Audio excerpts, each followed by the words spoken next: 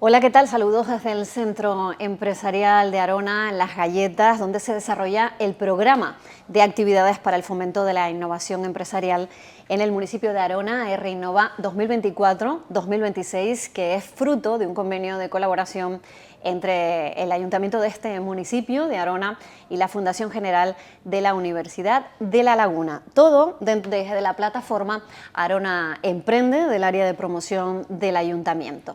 Dentro de la acción La Opinión del Experto vamos a realizar hoy la cuarta de las 5 entrevistas que están previstas y que ustedes pueden ver a través de los canales de YouTube tanto del Ayuntamiento de Arona como de la Fundación General de la Universidad de La Laguna. Y hoy vamos a tener una charla con Roberto Morel de ASM Consultores de Negocio para hablar sobre el emprendimiento y las oportunidades de negocio. Los saludamos ya. ¿Qué tal? Buenos días, Roberto. Buenos días, Patricia.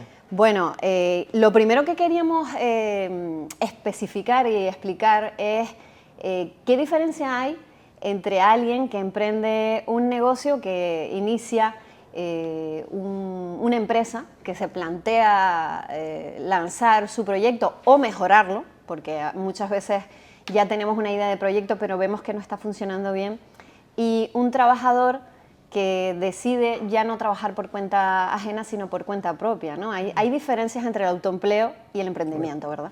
Por supuesto, es decir, y además este es un error muchas veces repetido, ¿no? De considerar que el emprendimiento y el autoempleo son algo similar, ¿no? No tienen nada que ver. O sea, el autoempleo, pues como tú comentas, al final tiene que ver con el desarrollo profesional del propio trabajador que, bueno, ahora prefiere lanzarse a un proyecto de manera individual que, digamos, seguir estando por cuenta ajena, muchas veces motivado por muchísimos factores, porque ha perdido el empleo o porque el propio desarrollo profesional pues, te lleva hasta un nivel de madurez que merece la pena dar ese salto. Los motivos son infinitos, cada persona tiene su propio motivo. El emprendimiento es diferente, el emprendimiento y especialmente el emprendimiento innovador, ¿no? Ese adjetivo que siempre se junta al emprendimiento, tiene que ver más con un proceso, digamos, a muy largo plazo, que conlleva un cierto riesgo, que implica generar una empresa, generar empleo, generar nueva actividad económica. Tiene connotaciones bastante diferentes a lo que sería el del autoempleo, el del trabajador, que no tiene nada que ver porque quizás la confusión viene ahí, ¿no? Es decir, yo puedo generar mi propio empleo, o sea, poner en marcha un proyecto de autoempleo y tener trabajadores a mi cuenta. O sea, yo puedo ser pues, autónomo y tener trabajadores contratados conmigo porque, bueno, pues mi proyecto profesional pues requiere, digamos, ir incorporando personas. Pero el emprendimiento, digamos, desde el punto de vista empresarial, tiene en mente, digamos, otras características que tienen más que ver con el propio desarrollo de un nuevo proceso de negocio, una nueva actividad económica, a medio y largo plazo. No está pensando exclusivamente pues, en resolver cuestiones más de operativas, sino más, digamos, de carácter estratégico, incluso para el propio emprendedor. Has empleado un término que yo creo que es clave, que es el de innovación. Ustedes en ACM Consultores de Negocios son expertos precisamente o están especializados en la innovación.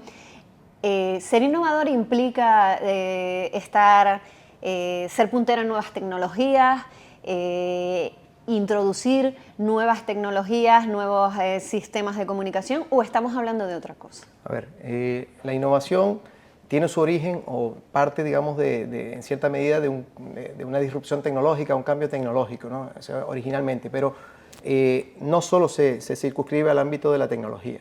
Estamos hablando, cuando hablamos de innovación, hablamos de un cambio digamos, de paradigma o de forma de operar respecto a lo que se viene haciendo en el mercado, ¿vale?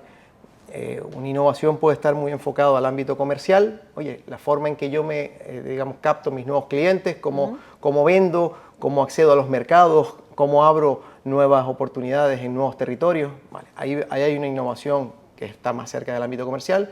Hay innovación desde el punto de vista organizativo, de los procesos de trabajo interno, y hay otra innovación que tiene que ver exclusivamente con un cambio, digamos, en la tecnología que yo aplico para generar nuevos productos, nuevos servicios, ¿vale? Pero innovación al final es generar, o sea, hacer una actividad nueva respecto a lo que ya se venía haciendo, que tenga un cierto éxito en el mercado. Si digamos no tenemos éxito en el mercado, eso pues puede ser aplicar una novedad que al final pues igual no tiene el éxito que que tú pretendías, ¿no? En innovación siempre está vinculado a que eso tenga algún resultado positivo desde el punto de vista de la cuenta de resultados.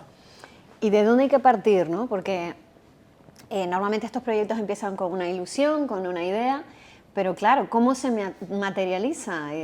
Me imagino que hay que pedir asesoramiento, hay que también pararse a pensar un poco cómo empezamos, ¿no? Porque muchas veces esa ilusión puede acabar luego en fracaso. A ver, sin duda. Es decir, volvemos otra vez al paso a lo que hablábamos antes. La innovación tiene que estar basado en un elemento que te diferencie del resto. Y esa base normalmente es el conocimiento, las capacidades que tú tengas, el conocimiento técnico, el conocimiento del mercado, el conocimiento de, pues, bueno, digamos, de tu propio entorno para poder hacer algo diferente a lo que ya se venía haciendo. Entonces, partiendo de que el conocimiento es la base, a partir de ahí, para poner en marcha un proyecto innovador, que además supone un riesgo empresarial, un riesgo para el propio emprendedor, pues bueno, hay que tener como mínimo bien pensado lo que se quiere hacer, establecer bien una pequeña estrategia, tampoco hace falta que sea un estudio estratégico muy sesudo, pero sí por lo menos tener un foco puesto hacia dónde quiero dirigir mi negocio, qué es lo que quiero hacer, cómo lo quiero hacer y como mínimo unos cuantos números. Hay que hacer un mínimo de análisis de, oye, los costes, hay que analizar un poquito de dónde podrían venir los ingresos, hay que hacer algunas simulaciones para intentar entender qué puede ocurrir si, porque el sí va a ocurrir, es decir, lo que yo tengo pensado que se produzca en los siguientes 1 o 2 años seguramente no se parece en nada a lo que finalmente ocurra. Las peores, digamos, previsiones que yo tenga seguramente se cumplirán y se multiplicarán por 2 y por 3. Vale, lo importante no es, digamos, que las cosas pueden ir de manera parecida o muy distintas a lo que yo tenía previsto. La cuestión está en, oye, tener cintura suficiente para poder irse adaptando al camino y sobre todo ir analizando qué es lo que va ocurriendo en el camino. El proceso de emprendimiento es un proceso que no acaba nunca, es decir, uno empieza un nuevo proyecto empresarial y el nuevo proyecto empresarial todos los días tiene dificultades, ¿no? Tiene retos, hay que tomar decisiones a muy corto plazo, pero sin perder el objetivo, digamos, del medio y largo plazo. Por eso es importante, digamos, tener una estrategia o por lo menos tener un plan. Para nosotros, y además siempre lo decimos en todos nuestros asesoramientos, siempre le planteamos que todo el mundo tenga una hoja de ruta, ¿vale? Que uno se desvía, sin duda, pero lo importante es que esa desviación no te descentre del foco donde tienes que ir. ¿Y a quién hay que acudir para diseñar esa hoja de ruta? Tanto si empezamos un negocio como si ya estamos en él y estamos viendo que empieza a hacer aguas, que empezamos a tener problemas graves realmente para mantenerlo y no sabemos por dónde ir, por dónde tirar, ¿no? A ver, hay muchos tipos de ayudas, hay muchos digamos, agentes dentro del mercado que te pueden ayudar. Hay servicios de asesoría asociados a las cámaras de comercio, a las confederaciones empresariales, a los distintos agentes del sector público y privado que te pueden ayudar, pero también hay consultoras que se dedican a esto, hay asesores. Es decir, la cuestión es acompañarse y buscarse una compañía que de alguna manera te ayude a tener un cierto respaldo. Si no sabes de algo, o sea, tampoco hace falta ser especialista en la gestión empresarial, tampoco hace falta ser especialista en estrategia. Yo creo que si sabes de tu sector, eres un buen profesional, bueno, lo demás siempre se puede buscar, ¿no? Y yo creo que es recomendable rodearse de buenos partners. Acabas de mencionar algo que también me parece fundamental, que es saber de lo que estamos hablando, conocer el producto, lo que vamos a vender o en este caso, cuál es el negocio que vamos a emprender. Hay que buscar siempre algo que no se haya hecho antes, porque muchas veces quizá el error es ese, lo que ya se ha hecho antes puede tener también éxito si lo hacemos de manera distinta y lo vendemos bien.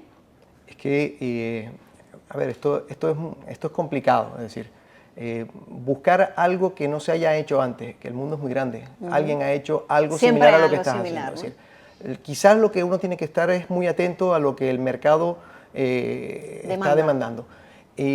A ver, quizás en el ámbito del autoempleo sea menos natural o sea más habitual, perdón, el que tú estés muy pegado a la realidad del mercado y por tanto estás viendo que digamos, tus clientes te están demandando y tú estás pudiendo adaptarte.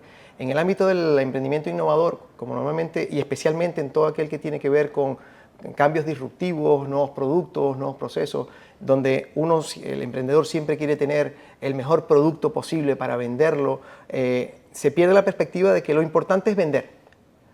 En todo emprendimiento, en todo proceso, en todo proyecto empresarial, lo importante es vender. Que mi producto no es perfecto, hay que vender. Hay que acercarse, hay que pegarse al mercado, porque el mercado es el que me va a decir realmente qué es lo que va a requerir de mí, o sea, de mi empresa.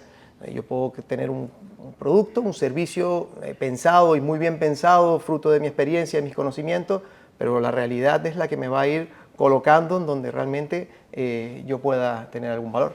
Claro.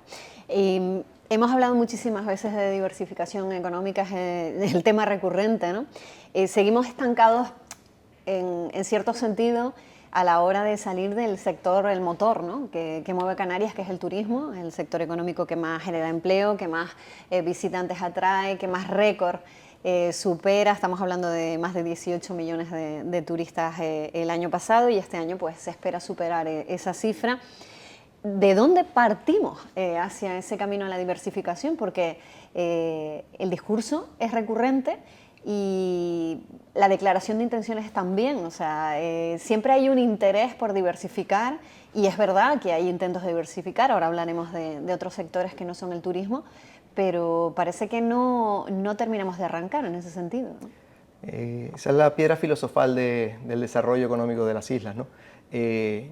Nosotros estamos convencidos, ¿no?, que la diversificación económica pasa por el emprendimiento innovador. ¿Por qué el emprendimiento innovador? Porque nos pone en el mercado, es decir, al final, cuidado, porque el turismo hay que protegerlo, o sea, el turismo es nuestro motor económico y es el que nos va a dar de comer hoy y mañana. Eso ha sido así porque, bueno, al final, pues, estamos donde estamos, somos lo que somos y tenemos una industria sólida, muy competitiva, ¿vale? Y eso habrá que protegerlo. Pero es verdad que, es decir, el turismo depende mucho de factores exógenos que no son controlables en Canarias. Es decir, pues, oye, pasa cualquier cosa, hay una caída en los mercados emisores, digamos, del poder adquisitivo, y pues la gente deja de viajar y nos encontramos con una máquina que está perfectamente engrasada y que, bueno, empieza a perder algún tipo de fuelles que nos va a impactar en la economía local.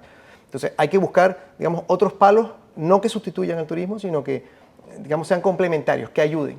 Y estamos convencidos de que el emprendimiento innovador es una de esas vías. ¿Por qué? Porque el emprendimiento innovador, como dije antes, nos pone en el mundo. Es decir, podemos desarrollar soluciones, dar servicios desde Canarias para vender en cualquier parte del mundo, y no estamos tan a la expensa, digamos, de cuestiones que no afectan, digamos, a la economía, digamos, local. Creemos que ahí hay una vía muy interesante. Además, digamos, es un emprendimiento que depende del conocimiento y no tanto de la materia prima, que es otro de los elementos en los que nosotros no tenemos, digamos, ningún valor adicional. O sea, aquí no hay minas, no hay ningún producto que nosotros realmente, ni siquiera el agrícola, o sea, es que no tenemos ni siquiera capacidad para producir para nosotros mismos. Es decir, territorio complejo, ¿no? La insularidad al final ya limita, ¿no? Efectivamente. Entonces, bueno, quizás el conocimiento, que es algo que es intrínseco a las personas, bueno, es un factor muy interesante. Tenemos 2 buenas universidades, tenemos muy buenos profesionales, tenemos empresas que son punteras a nivel internacional, es verdad que en el sector turístico, pero también en algún otro, y bueno, son buenos caldos de cultivos para, digamos, generar nueva actividad económica. ¿Qué es lo que hace falta desde nuestro punto de vista? Pues bueno, hace falta al final la gasolina que pone en marcha cualquier tipo de proyecto, que es la financiación. O sea, creemos que ahí es donde está, digamos, nuestro elemento más débil en toda esa cadena, ¿no? O sea, tenemos buenas personas, o sea, mucho conocimiento generado, tenemos un ecosistema moderadamente maduro y amplio, es decir, como digo, con agentes, con universidades, con centros tecnológicos, etcétera, con buenos sectores productivos, pero al final sin la financiación es muy complicado. Y es una financiación que normalmente, como son proyectos que van a riesgo, pues el sector financiero, digamos, natural o habitual, que son la banca, pues no entiende o no puede acompañar. No se arriesga a invertir en no es su papel, no tiene... no es su papel. Y bueno, hablabas de las universidades, del conocimiento que se genera en Canarias. Tenemos un sector también, el astrofísico, puntero aquí en las islas. ¿Se trabaja poco en colaboración con los centros educativos, con las dos universidades canarias? ¿Habría que apostar más por el talento de aquí? A ver, hay poco match entre digamos, la academia, el sector generador de conocimientos y el sector productivo. Hay poco match. Debería haber muchísimo más. Pero es verdad que eso es decir, históricamente son dos ámbitos que han vivido en cierta medida de espaldas, ¿no? Y digamos, establecer las relaciones conlleva tiempo, conlleva empezar a hacer cosas de manera gradual. Y hay experiencias que han ido dando buenos resultados, pero haría falta muchísimo más y además necesitamos aceleradores que eso, digamos, lo incrementen. O sea, eso de manera natural, los procesos son procesos muy largos, pues hay que establecer, digamos, determinados proyectos, actuaciones que incentiven a que eso se produzca, ¿no? A que se conozcan, a que el mundo universitario conozca la realidad industrial y empresarial de las islas y viceversa, ¿no? Que los empresarios, que los sectores productivos conozcan lo que se está haciendo dentro de las universidades, porque ya les digo, nos sorprendería a todos saber lo que se están haciendo en las dos universidades canarias, que es espectacular. Y eso generaría quizá ese mensaje, ¿no?, que se repite mucho desde el ámbito político, desde las instituciones, ¿no?, de retener el talento aquí en las islas y que no se marche la gente que realmente tiene éxito en sus carreras, que tiene ideas de emprendimiento innovador y que decide sacarlas de aquí de Canarias porque no ve aquí en el territorio las ocasiones, las oportunidades que puede tener fuera, ¿no? Exacto, aquí solemos pensar que en Canarias hay poco talento o que no hay buenos proyectos. O sea, incluso he llegado a escuchar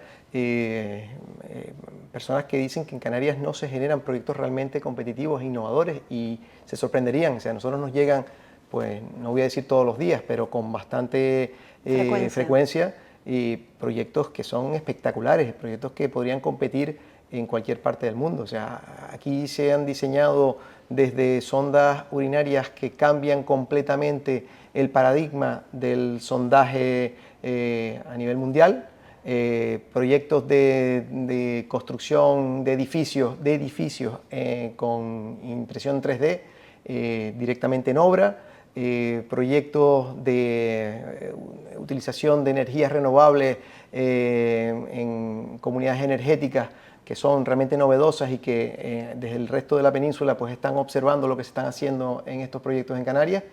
Y claro, eso no se conoce, no sale a la luz, no terminamos de visualizarlo y tienen muchas dificultades para salir adelante. Fíjate, además con la necesidad ahora mismo que hay por ejemplo, de creación de vivienda, por eso que decías de los proyectos de edificios de creación 3D, ¿no? Que podría ser un nicho perfectamente a explotar, ¿no? A explorar. Efectivamente, pero claro, alguien tiene que estar dispuesto a explorar, alguien tiene que estar dispuesto, digamos, a arriesgar, como en su día arriesgaron los hoteleros que se fueron al sur de Tenerife, que aquello era pues un erial, donde prácticamente lo único que había allí era pues, sector primario, ¿no? Plataneras y tomate, y alguien decidió que aquello era un sitio fantástico para atraer el turismo, y hoy en día aquello es una máquina de primer nivel en materia turística. Bueno, como lo hizo en su día también el sector audiovisual, ¿no? Que metió un poco la pata, ¿no? Dio el primer paso y ahora está generando riqueza y es otra industria que no está directamente relacionada con el turismo, que sería uno de los puntos donde podríamos apoyarnos en esa diversificación. Ha sido una de las posibilidades de éxito que también tiene Canarias y que no está circunscrita exclusivamente al turismo, ¿no? Sí, sí, y además el sector audiovisual, la verdad que es un caso de éxito digno de primero poner en valor y segundo de estudiar muy bien, ¿no? Porque es verdad que digamos, el sector audiovisual llega a Canarias de la mano de los incentivos fiscales, los incentivos que son muy potentes, o por lo menos su diferencial respecto a la península, Pero a partir de ahí empiezan a desarrollarse, debajo de lo que inicialmente era simplemente un incentivo fiscal, empieza a desarrollarse una industria, empieza a formarse a personas, empiezan a generarse economías, digamos, de servicios alrededor del sector, y hoy en día pues nadie duda de que es un sector en alza dentro de Canarias. No va a sustituir al turismo, es decir, ni es lo que se pretende, pero bueno, es una alternativa que es muy válida, que genera empleo de calidad, de cierta calidad, que ha diversificado, ha pasado de solamente el sector audiovisual al sector del videojuego, Sí, es decir, en los eSports. Entonces, yo creo que ese es un ámbito, repito, muy interesante, una experiencia de éxito en un tiempo relativamente corto, porque hace 10 años pues, prácticamente no se hacía nada en Canarias en el sector audiovisual, hacían cosas muy puntuales, y hoy en día pues están generando empleo, está generando actividad económica, se siguen aprovechando los incentivos fiscales, como no puede ser de otra manera, mientras existan. Los incentivos fiscales existirán hasta que se decida cambiar la ley y por tanto no estemos en ese modelo, pero cuando eso se produzca habrá una industria, habrá podido generar una industria sólida, competitiva, que haga trabajos no para Canarias y para España, sino que haga trabajos para cualquier parte del mundo. Bueno, esos incentivos fiscales pueden ser un aliciente para esas personas que deciden llevar a cabo un proyecto de emprendimiento innovador, que no conocen a lo mejor el alcance de esos incentivos, porque muchas veces lo escuchamos recurrentemente, la RIC, la Reserva de Inversiones, los incentivos fiscales que ofrece el régimen económico y fiscal de Canarias, pero realmente la gente muestra interés por esos incentivos, los conoce. A ver, los incentivos primero son relativamente poco conocidos. Es verdad que en el ámbito fiscal, o sea, en el ámbito tributario, perfectamente los asesores fiscales lo conocen muy bien. En determinados sectores se conocen bastante bien, pues en el sector náutico pues se conocen los incentivos que se produjeron en su momento para la construcción o para digamos, la reparación naval, lo mismo para los incentivos fiscales en audiovisual. Pero, por ejemplo, en el caso de la investigación, el desarrollo y la innovación, hay unos incentivos también que son igual de potentes y que se conocen menos. ¿Qué ocurre para el emprendimiento? Que el incentivo realmente no es una herramienta, digamos, de apoyo al emprendedor, porque el incentivo, digamos, se genera a partir de inversión que se haga en nueva actividad, en el ámbito, pues en este caso, como digo, investigación, desarrollo e innovación tecnológica, ¿vale? Aquí el apellido tecnológico sí es importante, aquí no vale cualquier innovación, sino solamente aquella innovación que tenga asociada, digamos, tecnología. Entonces, digamos, para un emprendedor aprovecharse los incentivos es complicado en la medida en que primero tiene que hacer la inversión y a partir de ahí, de hacer esa inversión, obtener un beneficio y poder aprovechar. Pero hay mecanismos para que, si no lo puede hacer el emprendedor, sí lo pueda aprovechar un inversor fiscal, ¿vale? A través de lo que se conoce como inversión indirecta, ¿vale? Hay estructuras que los asesores fiscales son especialistas en montarlas, hay incluso consultoras aquí en Canarias que se dedican a hacer esas estructuraciones para aprovechar, digamos, la inversión que se tiene que hacer en materia de I+D+I, que, digamos, estos promotores pues, puedan recibir el dinero por parte de inversores fiscales y puedan aprovecharse, ¿no? Son estructuras que están perfectamente arregladas. Hay otra vía que para nosotros nos parece muchísimo más potente, pero que requiere a lo mejor una pequeña modificación reglamentaria, que tiene que ver con la materialización de la Reserva de Inversiones para Canarias en este tipo de actividades. A nosotros nos parece esencial, o sea, hay una bolsa, digamos, pendiente, o sea, que se dota todos los años, que está rondando los 1.000 millones de euros al año, y que, bueno, si una pequeña parte de esa bolsa pudiese destinarse a proyectos de riesgo en materia de I+D+I, pues esto sería un impulso brutal, porque o sea, esto es un dato que yo creo que nos ayuda a entender de qué dimensión estamos hablando. Si el 5% de la dotación RIC que todos los años se produce se materializara, el 5% se materializara en proyectos de innovación, estamos hablando de 50 millones de euros al año, aproximadamente. ¿Y por qué no se hace? Bueno, porque no es sencillo, es decir, aquí, como digo, requiere un pequeño cambio en la normativa, en el reglamento de aplicación de la Reserva de Inversiones, pero repito, no es un cambio radical. Aquí hay que ponerse a ello, pues quien tenga que ponerse, sea desde la administración, desde los propios, digamos, desde el gobierno de Canarias, incluso de alguna manera en consonancia con el gobierno a nivel central. Pero en segunda parte hay un segundo elemento que es esencial, que es el cambio, digamos, de filosofía. O sea, tiene que haber un cambio de mentalidad por parte del inversor fiscal. Tiene que estar dispuesto, digamos, a que una parte de esa inversión o esa materialización pues se haga en proyectos de riesgo, ¿vale? Lo normal es que materialicen en proyectos en activos fijos porque son, al final, pues el edificio te queda allí, la infraestructura te queda allí y bueno, si va mal, pues bueno, en algún momento tangible, hay algo tangible. En el intangible, que es de lo que estamos hablando, es muy complicado, sobre todo porque no hay esa filosofía en Canarias. Y eso hay que forzarlo. O sea, las cosas, los cambios no se producen de manera, digamos, espontánea. Sí, hay que forzarlos, claro. O sea, recordemos cuando salió la ley antitabaco, es decir, nadie dejaba de fumar en los bares porque un día nos levantamos, ¿no? Se lo recomendaran. Al final tuvo que haber una ley que impuso que en los bares no se fumaba. Oye, pues después, 10 años después, 15, 20 años después, pues nos hemos dado cuenta de que ese cambio ha supuesto digamos, una mejora significativa en la salud, ¿no? Bueno, pues esto pasa exactamente lo mismo. Juega también un papel, otro factor que mencionabas antes en la entrevista, que es la inseguridad jurídica, ¿no?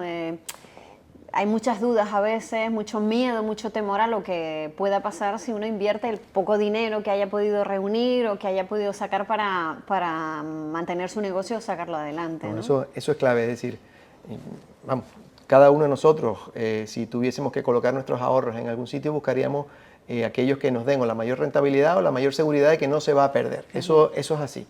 Pero en el caso de la Reserva de Inversiones, creo que hay un elemento, digamos, adicional.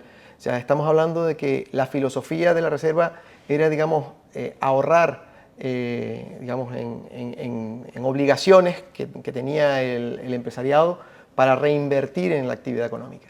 Entonces, bueno, yo no te voy a decir en qué tienes que invertir, faltaría más, o sea, cada uno debe saber en qué proyectos quiere invertir, debería ser así, pero sí creo que de alguna manera una parte, pues hay que forzar, entre comillas, ¿no? Hay que buscar una alternativa para que digamos, esa dificultad que hay para derivar una pequeña parte de esa inversión a proyectos de cierto riesgo y que puedan generar actividad económica nueva, pues bueno, pues termine siendo derivable.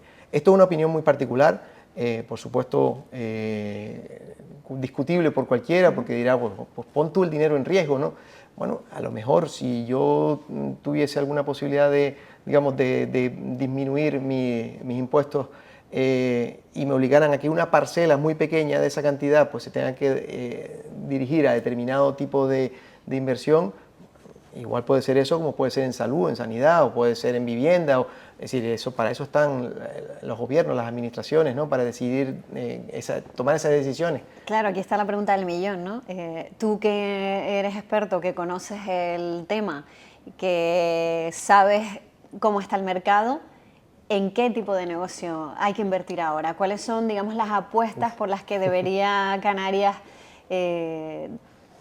apostar, nunca mejor dicho, valga la redundancia, dar un impulso a ese negocio? Yo no me atrevería, digamos, a apostar por ningún sector. Yo creo que no es una cuestión de sectores, yo creo que es cuestión de proyectos, de buenos proyectos. De buenas ideas. De buenas ideas. Creo que Canarias ya tiene proyectos que además están, ya tienen la etiqueta de proyectos estratégicos por el propio gobierno de Canarias. Son grandes proyectos muy potentes.